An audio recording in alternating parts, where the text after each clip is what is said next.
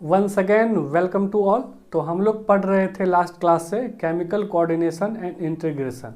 तो इस चैप्टर में हम लोगों ने थायराइड ग्लैंड तक समझ लिया था। अब उससे आगे समझते हैं। तो लास्ट क्लास में मैंने आपको थायराइड ग्लैंड कहाँ होता है, उसके क्या फंक्शंस होते हैं, उन सब के बारे में हम लोगों ने समझ लिया था। तो आज की क्लास में हम लोग थायराइड ग्लैंड से जो भी डिजीज़ होते हैं, जिस तरह से हम लोगों ने पिट्यूटरी ग्लैंड से रिलेटेड जितने भी डिजीज़ थे उन सबको हम लोगों ने समझा था, जाना था वो कौन कौन से डिजीज़ हैं। चाहे वो पिट्यूटरी ज़्यादा होने पे हो या कम होने पे हो, रिलीज होने पे, तो वो कौन से बीमारियां होती है, कौन से डिजीज़ होते हैं, उन सबको हम लोगों ने देख लिया था। तो आज की क्लास में हम लोग देखेंगे ठीक उसी तरह कि थायराइड ग्लैंड से कौन कौन से डिजीज़ होते हैं। तो सेम वही घिसी पिटी कहानी जो हम लोगों ने लास्ट क्लास में देखा था कि ज़्यादा हुआ या फिर कम हुआ। अगर ज़्यादा हुआ तो बचपन से कम है, यानी कि कंजेनाइटल है, या फिर एडल्ट में हुआ। तो सेम चीज़ यहाँ भी हम लोग करेंगे। तो हम लोग पढ़ेंगे डिजीज़ के बारे में। थायराइड डिजीज, थायराइड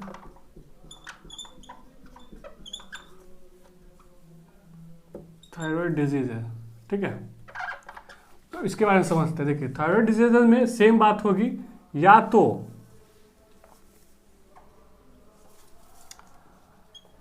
ज़्यादा सीक्रेट होगा या फिर कम सीक्रेट होगा। अगर कम सीक्रेट हुआ तो उसको बोलेंगे हाइपोथायरॉयडिज्म,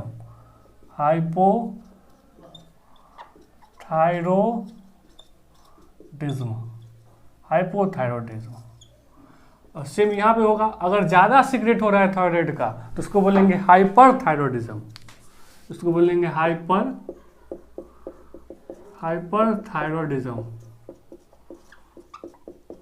हाइपरथायरॉयडिज्म। ठीक है। अब हाइपोथायरॉयडिज्म, तो इसमें हम लोग देखेंगे अगर कंजेनाइटल है मतलब चाइल्डहुड है, तो यहाँ लिखेंगे कंजेनाइटल। और दूसरा होगा एडल्ट, मतलब अगर हाइपो है, कम थायराइड रिलीज हो रहा है, तो बचपन से रिलीज कम हो रहा है या फिर यंग होने यानी कि एडल्ट यानी कि प्यूबर्टी होने के बाद हो रहा है। तो इसको हम लोग समझेंगे, ठीक है।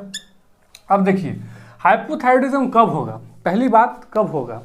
अब होगा तो क्या क्या होने वाले हैं। देखिए सबसे पहला बात तो BMR कम हो जाएगा, basal metabolic reaction, heart rate कम हो जाएगा, रेस्पिरेटरी रेट कम हो जाएगा। इट मीन्स मेटाबॉलिक प्रोसेस का डिक्रीज हो जाएगा, रिड्यूस हो जाएगा। जब ये रिड्यूस हो जाएगा तो सोच के देखिए हमारे बॉडी में अगर मेटाबॉलिज्म का प्रोसेस नहीं होगा तो हीट प्रोड्यूस नहीं होगा हमारे बॉडी के अंदर। जब हीट प्रोड्यूस नहीं होगा तो हमारा कोल्ड टॉलरेंस हो जाएगा, मतलब हमको ठंड लगने लगेगी, क्योंकि हीट अंदर रहेगा नहीं और बाहर अगर जरा सा भी ठंड बढ़ा तो हमको कोल्ड इंटॉलरेंस हो जाएगा। और साथ ही साथ वेट भी गेन होने लगता है। तो तीन चीज़ें इसमें याद रखेंगे। इसमें क्या हो जाएगा, BMR इंक्रीज हो जाएगा, रेस्पिरेटरी रेट इंक्रीज हो जाएगा, और क्या हार्ट रेट इंक्रीज हो जाएगा। ये तीनों पॉइंट याद रखेंगे, एनसीईआरटी में दिया हुआ है, ये तीनों पॉइंट याद रखेंगे। अगर ये इंक्रीज होगा तो कोल्ड इंटॉलरेंस हो जाएगा। कोल्ड इंटॉलरेंस क्यों हो जाएगा, क्योंकि हीट बनेगा ही नहीं। जब मेटाबॉलिज्म का प्रोसेस हमारे बॉडी में होगा ही नहीं तो बॉडी के अंदर इनसाइड बॉडी हीट उत्पन्न नहीं होगा, हीट प्रोड्यूस नहीं होगा। जब हीट प्रोड्यूस नहीं होगा तो हमको ठंड इंटॉलरेंस हो जाएगा, ज़्यादा हमको ठंडी लगने लगेगी, कोल्ड इंटॉलरेंस, ठीक है। ये एक पॉइंट हो गया। दूसरा पॉइंट वेट गेन होने लगता है, वेट गेन होता है। तीन चीजें होंगे, कौन कौन से, BMR reduce, respiratory rate reduce, heart rate reduce. It means reduce हो जाएगा, इंक्रीज नहीं, रिड्यूस हो जाएगा। तो क्या होगा, कोल्ड इंटॉलरेंस और वेट गेन। अब यहाँ पे बात, अब सिर्फ यहीं पर चीज देखें तो इसका उल्टा हो जाएगा। यहाँ पे क्या होगा, BMR बढ़ जाएगा, हार्ट रेट बढ़ जाएगा। कब होगा, हाइपोथायरॉयडिज्म में रेस्पिरेटरी रेट बढ़ जाएगा। जब ये बढ़ जाएगा तो ज़्यादा हीट उत्पन्न होने लगेगी, बॉडी में ज़्यादा हीट प्रोड्यूस होने लगेगा, तब हमको हीट टॉलरेंस हो जाएगा। मतलब हीट ज़्यादा भी थोड़ी से, हमारे बॉडी के अंदर पहले से ही बहुत ज़्यादा गर्मी होगी, बहुत ज़्यादा हीट होगी, बाहर थोड़ी सी गर्मी बढ़ी तो हमको हीट इंटॉलरेंस हो जाएगा। तो यहाँ क्या होगा, ठीक इसका उल्टा, हीट इंटॉलरेंस हो जाएगा। अच्छा, वेट लूज होने लगता है, वेट लूजेस, ये 3 पॉइंट हो जाता है कब, एकदम एग्जैक्टली यही लाइन दिया हुआ है एनसीईआरटी के अंदर हाइपोथायरॉयडिज्म में। और हाइपरथायरॉयडिज्म ये। अब बीमारी के बारे में समझते हैं। हाइपोथायरॉयडिज्म अगर कंजेनाइटल है तो कौन सी बीमारी होगी? जैसे मैंने आपको बताया थायराइड जो ग्लैंड होता है उसके क्या कंट्रोल है, जैसे मेडिकल कंट्रोल हुआ, चाहे फिजिकल कंट्रोल हुआ, चाहे वो मेंटल कंट्रोल हुआ, चाहे सेक्सुअल कंट्रोल हुआ, इन सब चीज़ों पे इसका इन्फ्लुएंस रहता है। तो क्या होगा, सोचने वाली बात है। ये जो बीमारी होगी उस बीमारी को नाम पहले लिख लेते हैं क्रेटिनिज्म। ये जो बीमारी होगी उसको बोलेंगे क्रेटिनिज्म।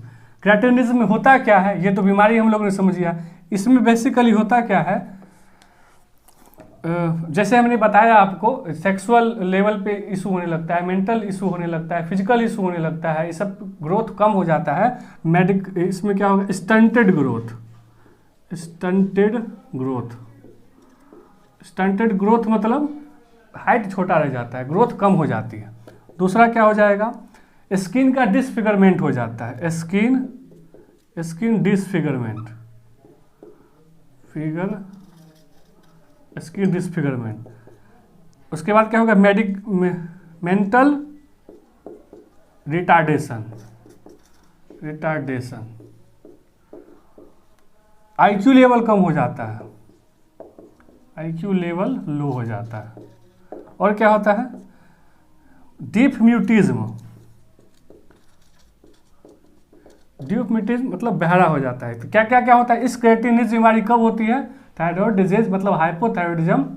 थायराइड अगर कम निकले तो बचपन से ही कम निकलेगा तो ये बीमारी होगी क्रेटिनिज्म। तो क्रेटिनिज्म में क्या होता है, ग्रोथ कम हो जाता है। क्योंकि अगर देखा जाए, हमने लास्ट क्लास में पढ़ा था, थायराइड ग्लैंड का कंट्रोल जो होता है वो चाहे वो मेंटल ग्रोथ में हो, चाहे वो सेक्सुअल ग्रोथ में हो, चाहे वो फिजिकल ग्रोथ में हो, वो तीनों ग्रोथ में इसका कंट्रोल होता है। तो उस हिसाब से यहाँ हम इस चीज़ को भी याद रख सकते हैं कि स्टंटेड ग्रोथ, हाइट कम रह जाती है, ग्रोथ कम हो जाता है, स्किन डिसफिगरमेंट, स्किन का भी ज़्यादा विकास नहीं हो पाता है, कुरूप सा चेहरा दिखने लगता है, फेस दिखने लगता है, मेंटल रिटार्डेशन हो जाता है, आईक्यू लेवल लो हो जाता है, डिफम्यूटिज्म हो जाता है। तो कौन सी बीमारी में, क्रेटिनिज्म नाम के बीमारी में ये सब चीज़ें आने लगती है। अब अगर वही बीमारी एडल्ट में हुआ, अगर हाइपोथायरॉयडिज्म मतलब थायराइड जो निकलेगा वो थायरोक्सिन हार्मोन अगर एडल्ट में आने के बाद अगर कम हुआ, हाइपो हुआ, तब इस बीमारी को बोलेंगे मिक्सोडीमा।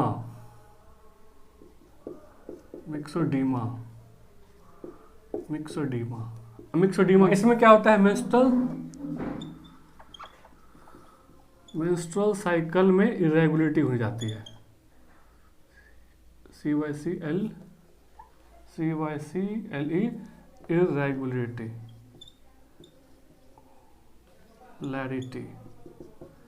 इरेगुलरिटी। ठीक है। अब जो एक बीमारी इसमें और देखना है हम लोगों को, इसमें एक हो जाता है सिंपल ग्वाइटर।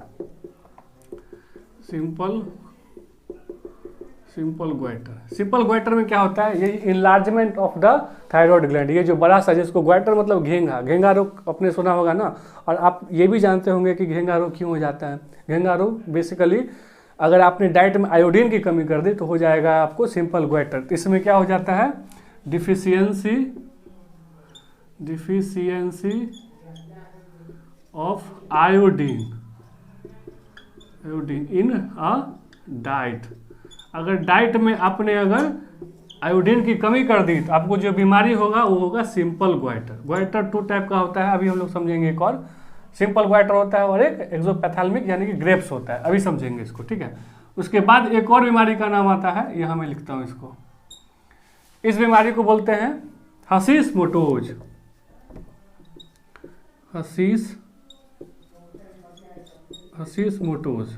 क्या बोलते हैं, हशीश-मोटोज। हशीश-मोटोज में क्या होता है, जो हम लोगों ने लास्ट क्लास में जो वो फॉलिकुलर सेल बनाया था ना, वही फॉलिकुलर सेल जो होता है वो एंटीबॉडी बनाने लगता है अपने इम्यून सिस्टम के खिलाफ। अपने इम्यून सिस्टम के खिलाफ जब वो एंटीबॉडी बनाने लगता है, वो ग्लैंड वाला पार्ट यानी कि वो जो हमने फॉलिकुलर सेल देखा था, तो होने लगता है वो ऑटो इम्यूनिटी। तो हशीश-मोटोज में यही होता है, ऑटो इम्यूनिटी।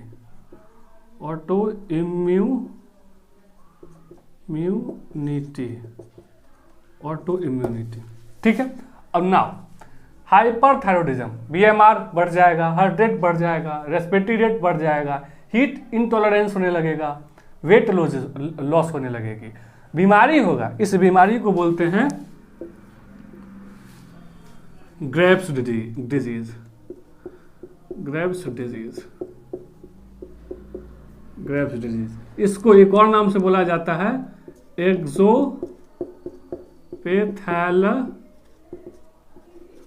एक्सोपैथेल्मिक।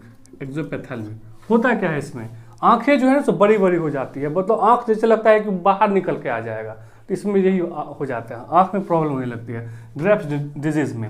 ये भी एक तरह से एक्सोपैथेल्मिक एक ग्वाइटर ही है। इसमें बेसिकली होता है ना कि ये जो ग्लैंड का साइज है ना काफ़ी बड़ा हो जाता है। तो मैं यहाँ पे लिख देता हूँ इनलार्जमेंट ऑफ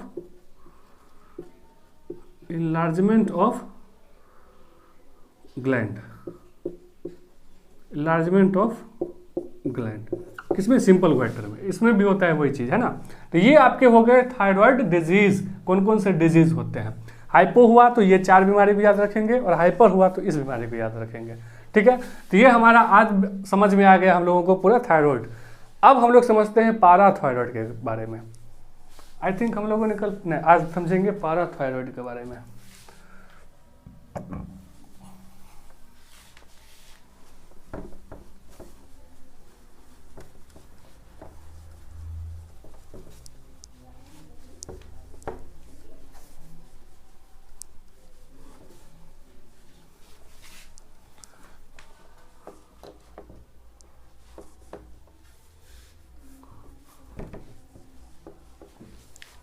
क्या है पाराथायराइड,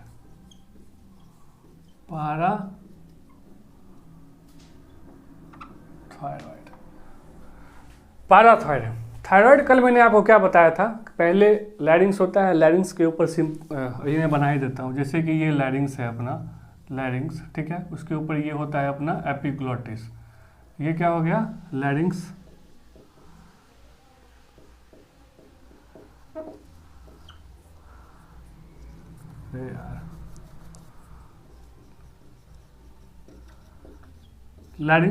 लैरिंग्स के बाद क्या होता है, ये हो गया क्या, ये अपना हो गया एपिग्लोटिस।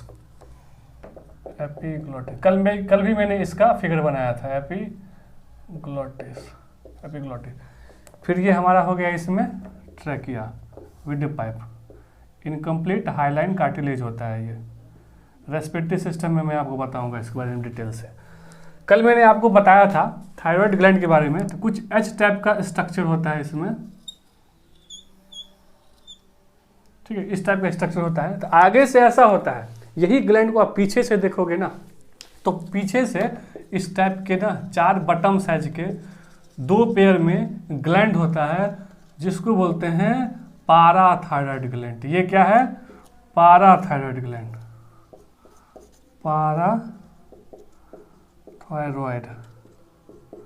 ग्लैंड, पाराथायराइड ग्लैंड, इसको बोलते हैं पाराथायराइड gland.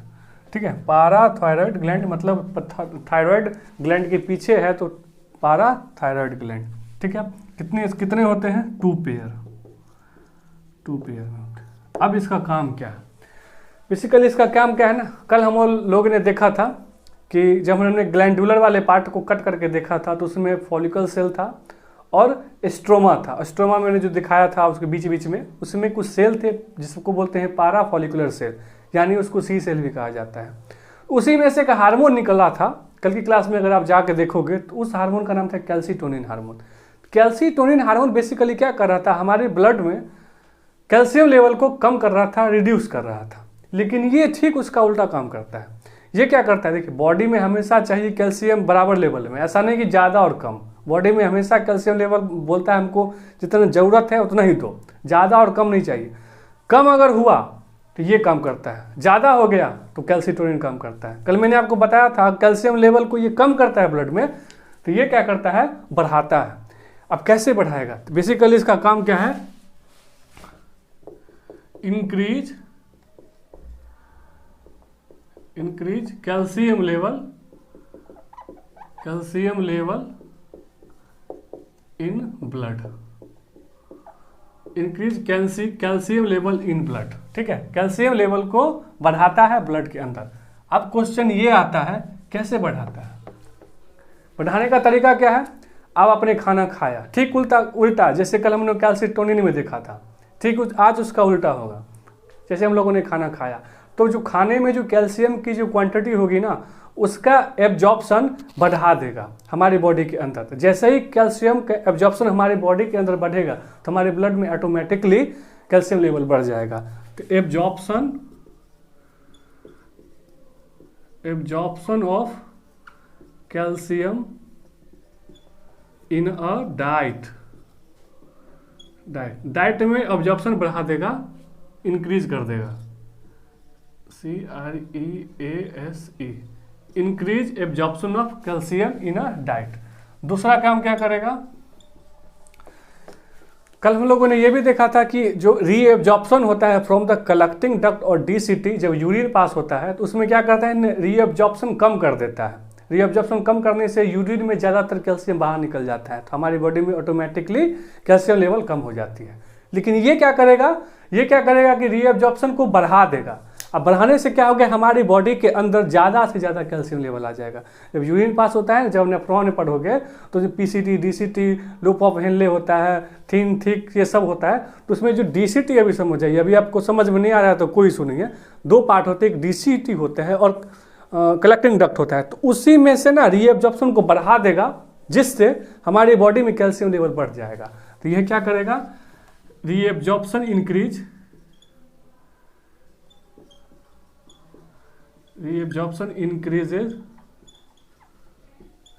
increased in from DCT and collecting duct ये काम करेगा। अब सबसे इंपॉर्टेंट बात, अब क्या करेगा, एक काम ये और करता है कि क्या होता है ना कि हमारे बोन में ना बहुत ज़्यादा कैल्शियम है। हमारे बोन में अगर कैल्शियम ज़्यादा है तो ये पाराथायरॉयड हार्मोन क्या करता है, उस बोन में से कैल्शियम को खींच करके ब्लड में डाल देता है, खींचने लगता है पूरे। अब कैल्शियम तो पूरा हमारे पूरा आपको पता ही है कि बोन में पूरा कैल्शियम भरा हुआ रहता है, तो बोन से खींच करके फिर डाल देता है। तो ये क्या करता है, एब्जॉर्ब कैल्शियम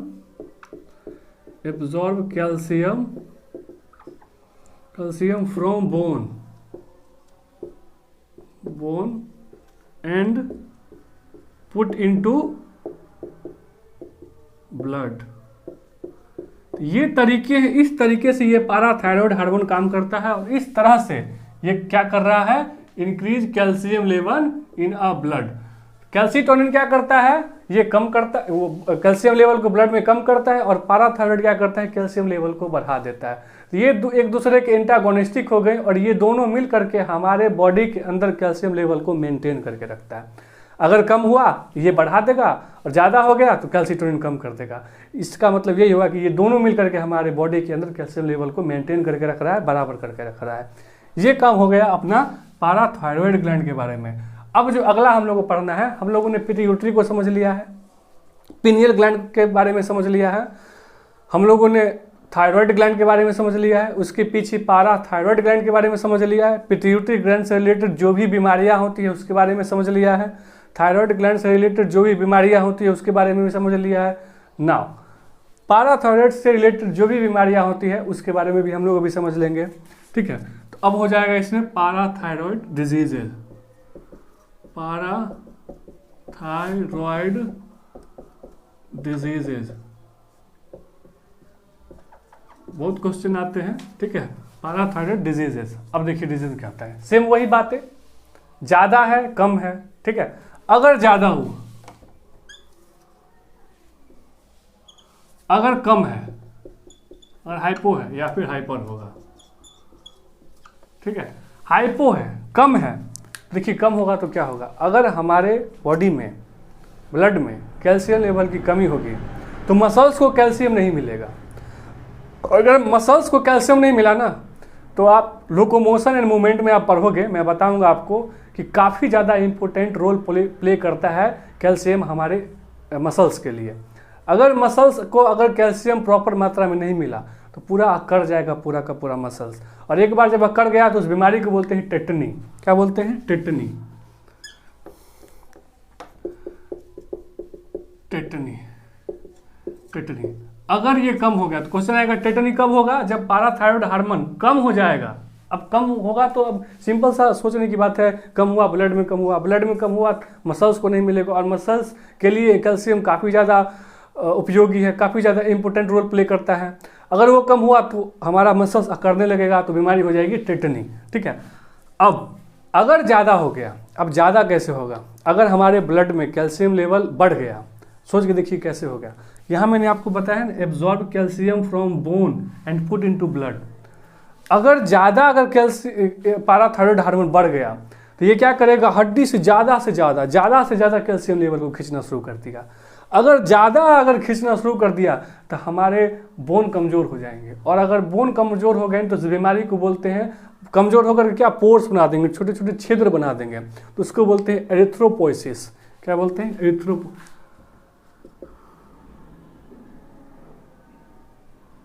ऑर्थोपोइसिस बोलते हैं,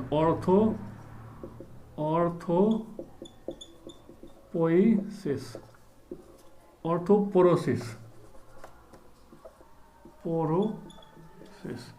बीमारी क्या होगा, ऑर्थोपोरोसिस। क्या होगा, ऑर्थोपोरोसिस मतलब पोर्स हो जाना, ऑर्थो से रिलेटेड होता है, हड्डी में छोटे छोटे क्षेत्र हो गए, ऑर्थोपोरोसिस हो जाता है।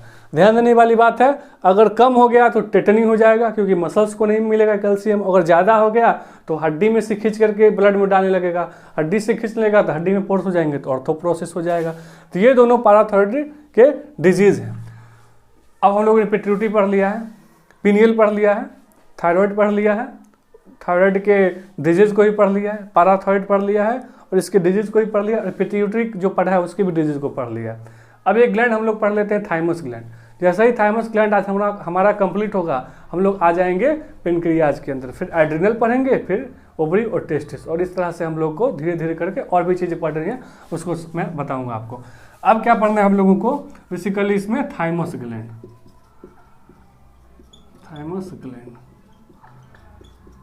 नाउ क्वेश्चन ये आता है कि ये थाइमस ग्लैंड होता कहाँ है। तो ध्यान देने वाली बात है, ये होता कहाँ है, ये कहाँ होता है, between two lungs, behind the sternum and ventrally aorta. कहाँ होता है, दोनों लंग्स के बीच में, हमारा जो चेस्ट बोन होता है ना, स्टर्नम जिसको बोलते हैं, उसके पीछे, और एओर्टा गया होता है हार्ट से उसके वेंट्रल मतलब उसके आगे होता है। वेंट्रल मतलब होता है ना आगे, डोर्सल मतलब पीछे, तो एओर्टा के वेंट्रली होता है। तो कहाँ होता है, बिटवीन टू लंग्स, ठीक है, बिहाइंड स्टर्नम यानी कि chest bone and ventral aorta, ये उसका होता है location, located at between two lungs, behind the sternum and ventral part of the ventral of aorta. तो ये इसका थाइमस ग्लैंड का लोकेशन है, यहाँ कहीं होता है लोकेशन इसका। अब इसका काम क्या है, ये एक हार्मोन प्रोड्यूस करता है, उस हार्मोन को बोलते हैं थाइमोसिन हार्मोन।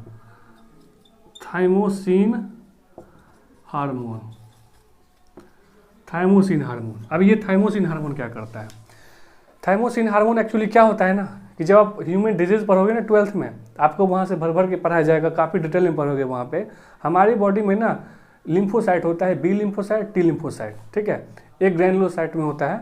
अब बी लिम्फोसाइट और टी लिम्फोसाइट ये दोनों क्या होते हैं, सेल मीडिएटेड इम्यून सिस्टम होते हैं। बी लिम्फोसाइट और टी लिम्फोसाइट बनता कहाँ पे है, बोन मैरो में, रेड बोन मैरो में इसका फॉर्मेशन होता है। बट बीटा लिम्फोसाइट बनता भी बोन मैरो में है और मेच्योर भी वहीं हो जाता है। कोई भी चीज़ बनता है तो पहले मैच्योर होना है ना, उसको बनता भी वहीं है और मैच्योर भी वहीं हो जाता है। लेकिन टी लिम्फोसाइट जो होता है ना, काफ़ी एसेंशियल है हमारे इम्यून सिस्टम के लिए, काफ़ी इम्यून सिस्टम के लिए। बनता वो उसका फॉर्मेशन होता है भले ही रेड बोन मैरो में जैसे बीटा लिम्फोसाइट का हुआ है, लेकिन ये मैच्योर कहाँ पे होता है, इसी थाइमोसिन में, इसी थाइमस ग्लैंड में, इतना ज़्यादा है। और धीरे धीरे थाइमस ग्लैंड जो होता है उम्र के साथ साथ ये धीरे धीरे घटता जाता है, और जब घटते जाता है इसे एट्रॉफी ऑफ थाइमोसिन बोलते हैं, सॉरी एट्रॉफी ऑफ थाइमस बोलते हैं इसको। एट्रॉफी का मतलब धीरे धीरे वो सूख रहा है, धीरे धीरे छोटा हो जा रहा है, और जैसे जैसे उम्र ढलते के साथ वो जब छोटा होता चलता है, तो इसलिए आप देखते होंगे जो बूढ़े बुजुर्ग होते हैं ना, उनका इम्यून सिस्टम उतना प्रॉपर अच्छा से काम नहीं करता है, क्योंकि उनका जो इनलार्जमेंट है वो काफ़ी रिड्यूस हो जाता है थाइमस ग्लैंड का। तो ये क्या करता है, वहाँ पे सेल मीडिएटेड, आप सेल मेडिएटेड इसको क्यों बोलते हैं, क्योंकि ये सेल के थ्रू अपना इम्यून सिस्टम बनाता है, इसलिए बोलते हैं। ह्यूमन डिजीज में आप और डिटेल से समझोगे। सेल मेडिएटेड इम्यून सिस्टम होता है ये, इम्यूनिटी, सेल मेडिएटेड इम्यून होता है। कौन होते हैं, B lymphocyte and T lymphocyte. यहाँ पे मैं लिखता हूँ, है ना, ये जो बी लिम्फोसाइट होता है ना, बी लिम्फोसाइट,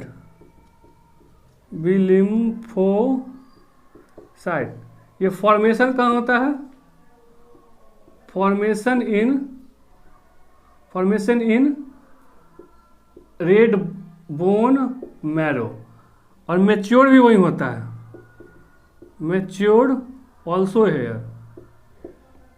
हेयर। बट ये जो टी लिम्फोसाइट होता है ना, टी लिम्फोसाइट, ये क्या होता है, फॉर्मेशन भले ही हो जाता है इसका in red bone marrow, but mature जो होता है, मैच्योर कहाँ पे होता है, इसी थाइमस ग्लैंड में, थाइमस ग्लैंड। शायद पता नहीं दिख रहा होगा कि नहीं दिख रहा होगा, यहीं से मैं बोल देता हूँ। ये फॉर्मेशन उसका रेड बोन मैरो में होता है, लेकिन ये जो मैच्योर होता है इसी थाइमस ग्लैंड में होता है। तो इतना ज़्यादा उपयोगी होता है ये थाइमस ग्लैंड, और टाइम के साथ साथ ये क्या होता है, एट्रॉफी हो जाता है। एट्रॉफी कब हो जाता है, एट्रॉफी जैसे जैसे उम्र ढलते जाता है, ठीक है। तो ये हो गया हमारा थाइमस ग्लैंड के बारे में। तो हम लोगों ने क्या क्या पढ़ लिया, पिट्यूटरी पढ़ लिया, पीनियल ग्लैंड पढ़ लिया, सब कुछ पढ़ लिया इसके बारे में, थायराइड ग्लैंड के बारे में, उसके पीछे पाराथायराइड ग्लैंड के बारे में, और थाइमस ग्लैंड के बारे में। कल की क्लास में हम लोग पढ़ेंगे पेनक्रियाज के बारे में, ठीक है, पेनक्रियाज फिर एड्रिनल, आगे ऐसे बढ़ते चले जाएंगे। तो फिर मिलते हैं नेक्स्ट क्लास में, तब तक के लिए थैंक यू।